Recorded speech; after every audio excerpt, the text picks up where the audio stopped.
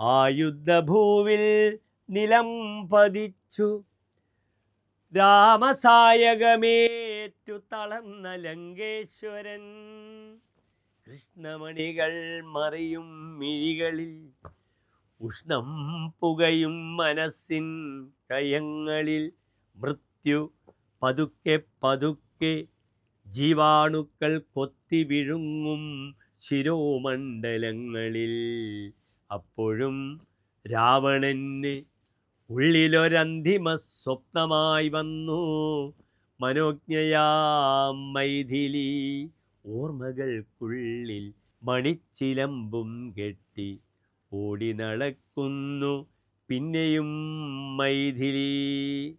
രാവണപുത്രി അങ്ങേയറ്റം കവിത ആസ്വദിക്കുന്നവരെ ഒരു ഭ്രാന്താത്മകമായ അവസ്ഥയിലേക്ക് എത്തിക്കുന്നു ഈ കവിത.